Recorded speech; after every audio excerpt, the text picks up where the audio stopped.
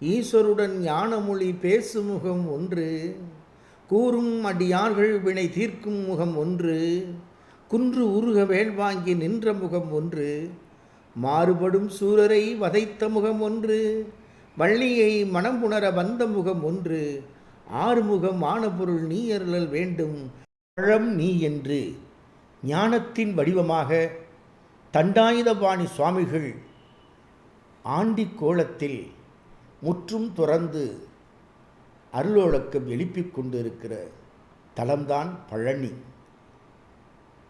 வேண்டுவோருக்கு வேண்டுகிற வரம் தருகிற திருத்தலம்.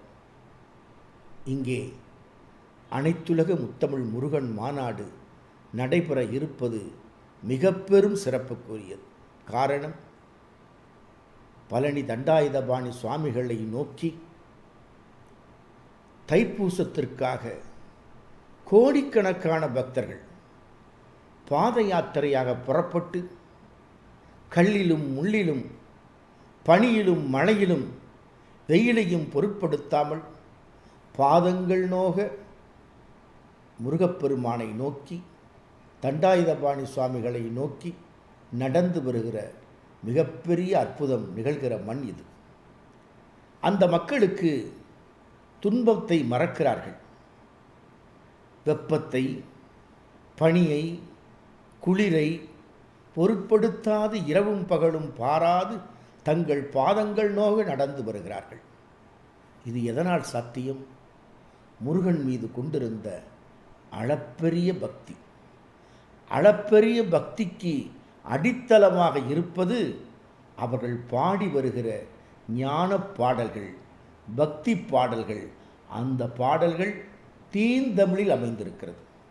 முருக பக்தி பாடல்கள் அனைத்தும் ஊனுருக உயிருருக பக்தி சுவை நனி சொட்ட சொட்ட பாடி வருகிற போது வெயிலை, மழையை, பனியை மறந்து தங்கள் பக்தி உணர்வோடு வருகிற அந்த சிறப்புக்குரிய பழனியிலே அனைத்துலக முத்தமிழ் முருகன் மாநாடு நடப்பது மிக பெரும் சிறப்புக்குரியது. அதை வார்த்தைகளால் கூறுவதற்கு வார்த்தைகளே இல்லை. உலகமெங்கும் அருளொழுக்கம் எழுப்பிக் கொண்டிருக்கிற முருகப்பெருமானின் சீரும் சிறப்பை உலகமெல்லாம் பறைசாற்றும் வகையில் அனைத்துலக முத்தமிழ் முருகன் மாநாடு பழனியில் வருகிற 24, 25 நாள்களில் நடைபெற இருப்பது மட்டற்ற மகிழ்ச்சி. முருகப்பெருமானின் பெருமைகளை கூறுவதற்கு வார்த்தைகள் இல்லை. அது மட்டுமல்ல, உலக மொழிகளிலேயே பக்தி மொழி என்று போற்றக்கூடிய பெருமை, அருமை தமிழ் மொழிக்கு மட்டும்தான் உண்டு. மற்ற மொழிகள் எழுத்துக்கும் பொருளுக்கும் சொல்கூட்டி கொண்டிருந்த போது தமிழ்மொழி மட்டும்தான் மக்களின் வாழ்க்கைக்கு இலக்கணம் பேசியது. அறமென்றும் புறமென்றும் போற்றப்படுகிற, அகமென்றும் புறமென்றும் போற்றப்படுகிற அருமை தமிழ்மொழி சமய உலகத்தில் எப்போதும் உரிய இடம் கிடைக்காமல் ஒதுங்கியே இருந்தது. சமய உலகத்தில் உலகத்திலேயே சமயத்தை வளர்த்த, காத்த பெருமை ஒன்று இருக்குமேயானால் அது நம்முடைய அருமை தமிழ்மொழிக்கு மட்டும்தான் உண்டு. 7ஆம் நூற்றாண்டிலே மதுரை திருவீதியிலே ஒரு தத்துவப்போர். அந்த தத்துவப்போருக்கு ஒரு முனையில் திருஞான சம்பந்தப் பெருமானின் தலைமை, மறுமுனையில் மற்றொரு சமணர்களின் தலைமை. அந்த நேரத்திலே தமிழின் பெருமைதான், தமிழின் அருமைதான் சமயத்தை காக்கின்றது. எப்படி? செழுந்தமிழ் வழக்கு அயல் வழக்கின் துறை வெள்ளை இருக்கிறதென்று சேக்கிழார் சொல்வார். திசை அனைத்தின் பெருமையெல்லாம் தென் திசையே வென்றேற என்று அன்றே சேக்கிழார் சொல்வார். தமிழென்றால் முருகு, தமிழென்றால் அழகு. அந்த தமிழுக்குத்தான் பக்தித்தன்மை. பக்தியை மக்களிடம், பாமர மக்களிடம், எளிய மக்களிடம் கொண்டு சேர்ப்பதற்கான ஒரே வழி தமிழ்மொழிதான். அதனால்தான் சமய இலக்கியங்கள் தமிழில் நிறைய தோன்றின. தமிழ் வழக்கு அயல் வழக்கின் துறை வெள்ளை இருக்கிறது, செழுந்தமிழ் வழக்கு அயல் வழக்கின் துறை வெள்ளை இருக்கிறது என்று சொன்னால் அதற்கு என்ன பொருள்? வாழ்க்கையே பொய் என்று, வாழ்க்கையை விட்டு விலகிச் செல்ல வேண்டும் என்று புறநெறிகள் இங்கே படையெடுப்பு நடத்திய போதுதான் நம் வாழ்க்கை எப்படி பொய்யாகி போகும்? நிலையில்லாத வாழ்க்கையில் நிலைத்த செயல்களை செய்வதுதான் உண்மையான அறத்தின் பாதை என்று நமக்கு அறிவுறுத்தியது நம்முடைய சமயத்தில் தமிழ்மொழிதான். அந்த தமிழ்மொழிதான் அறம் என்றும் பொருள் என்றும் இன்பம் என்றும் வாழ்க்கைக்கு வழிகாட்டுகிறது, வீட்டு பேற்றுக்கும் வழிகாட்டுகிறது. அப்படிப்பட்ட தமிழ் பண்பாட்டின் தடத்தை, தமிழ் நாகரீகத்தை, தமிழர் கலாச்சாரத்தை உயர்த்தி பிடிக்கிற பெருமை தமிழ்மொழிக்கு மட்டுமே தொடர்ந்து இருந்து வந்திருக்கிறது. அதற்கு சமயத்துறையில் உரிய பிரதிநிதித்துவம் கிடைப்பதற்குத்தான் காலங்காலமாய் தொடர் போராட்டங்கள். தமிழர்ச்சனையே 1962 தான் இந்து சமய அறநிலையத்துறையின் மூலமாக நம்முடைய மறைந்த மகாசன்னிதானம் தவத்திரு குன்றக்குடி அடிகளாரின் பெருமுயற்சியால் அரங்கேறுகிறது. ஆனால் அது தொடர்ந்து உரிய இடத்தை கிடைக்காத போதுதான் நம்முடைய முத்தமிழறிஞர் கலைஞர், இன்று மனிதநேய மக்கள் முதல்வர் ஸ்டாலின் அவர்கள், இவர்கள் தமிழ் அர்ச்சனைக்கும் தமிழ் வழிபாட்டுக்கும் உரிய பிரதிநிதித்துவம் கிடைப்பதற்கு வழிவகை செய்கிறார்கள். அதனுடைய அடையாளம்தான் இன்றைக்கு அனைத்துலக முத்தமிழ் முருகன் மாநாடு. தமிழ் பண்பாட்டை, தமிழர் நாகரீகத்தை, தமிழ் கலாச்சாரத்தை எல்லா வகையிலும் உயர்த்தி பிடிக்கிற அடையாளம்.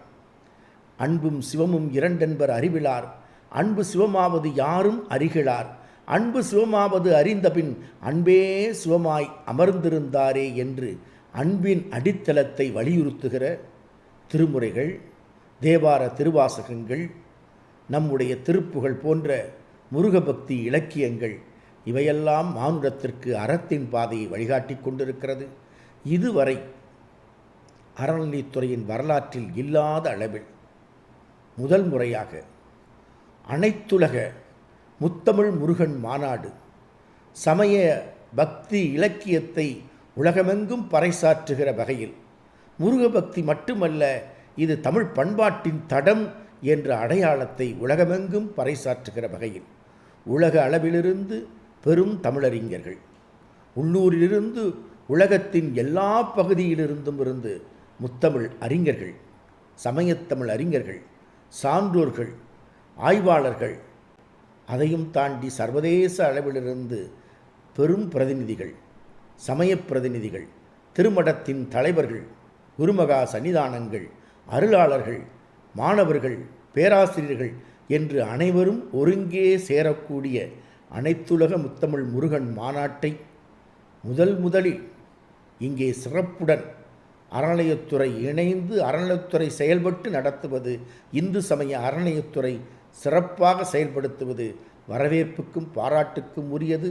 அதற்கான வழிகாட்டுதலை, அதற்கான தலைமையை, இந்த மாநாட்டை சிறப்பாக நடத்துவதற்கு எல்லா வகையிலும் உதவி செய்து மாநாட்டை நடத்துவதற்கு காரணமாய் களமாய் அமைந்திட்ட நமது மாண்புமிகு முதல்வர் அவர்கள், அவரது முழக்கமே இதுதான். சமயத்துறையில் அன்பால் உயிர்கள் ஒன்றாகும், அன்பால் உயிர்கள் ஒன்றாகும், அறத்தால் உலகம் நன்றாகும். இதுதான் இந்த மாநாட்டின் நோக்கம் என்று அருமையாக, பக்தி என்பது அன்பு, தமிழ் என்பது அன்பு, தமிழ் என்பது ஞானம், தமிழ் என்பது மனித நேயம் என்பதை பறைசாற்றுகிற வகையில் முருகபக்தி இலக்கிய மாநாட்டை, முருகன் வளர்த்த முருகன் தமிழை, முத்தமிழை உலகமெங்கும் உணர வைக்கிற அளவிற்கு இந்த மாநாட்டை நடத்துவதற்கு முழுமையாய் ஈடுபட்டு வழிகாட்டி இருக்கிற நம்முடைய மாண்புமிகு முதல்வர் ஸ்டாலின் அவர்களுக்கு நெஞ்சார்ந்த நன்றிகளை, நல்வாழ்த்துக்களையும், இந்த பணிகளை களத்தில் நின்று களத்தின் தளபதியாய் பணியாற்றுகிற செயல்பாபு ஆகிய மாண்புமிகு அறநிலையத்துறை அமைச்சர் சேகர் பாபு அவர்களுக்கும், அறநிலையத்துறையின் உயர் அலுவலர்களுக்கும், அனைத்து ஆதீனங்களும் ஒருங்கிணைந்து நடத்துகிற முதல் முத்தமிழ் முருகபக்தி மாநாடு இதுதான். அதை நாம் வரவேற்கிறோம், பாராட்டுகிறோம், வாழ்த்துகிறோம். மாண்புமிகு முதல்வர் அவர்களுக்கு நெஞ்சார்ந்த நன்றிகளை, நல்வாழ்த்துக்களை தெரிவித்துக் கொள்கிறோம்.